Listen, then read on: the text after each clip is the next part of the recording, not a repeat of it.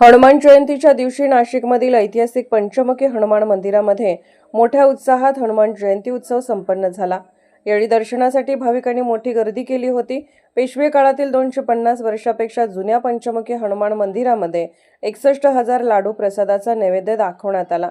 यावेळी पंचमुखी हनुमान मंदिराचे महंत भक्ती चरणदासजी महाराज, अयोध्या हनुमानगडी येथील महंत आणि आखाडा परिषदेचे राष्ट्रीय प्रवक्ते गौरी शंकरदासजी महाराज, ऋषिकेश येथील महानंदेश्वर ईश्वरदास महाराज, डॉक्टर ज्ञानेशदास आणि नाशिकमधील सहाय्यक पोलीस आयुक्त संदीप मिटके उपस्थित होते।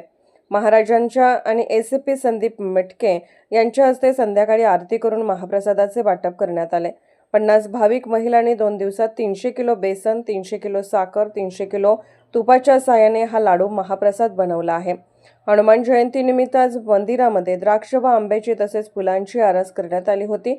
यावेळी आखाडा परिषदेचे राष्ट्रीय प्रवक्ते, अयोध्या येथील महंत गौरीशंकर दासजी महाराज यांच्या पंचमुखी हनुमान मंदिराचे महंत भक्ती चरणदासजी महाराज यांच्या हस्ते सत्कार करण्यात आला। तसेच ऋषिकेश येथील महानंदेश्वर ईश्वरदास महाराज, डॉक्टर ज्ञानेशदास आणि एसीपी संदीप मिटके यांचाही महंत भक्ती चरणदास महाराज यांच्या हस्ते सत्कार करण्यात आला।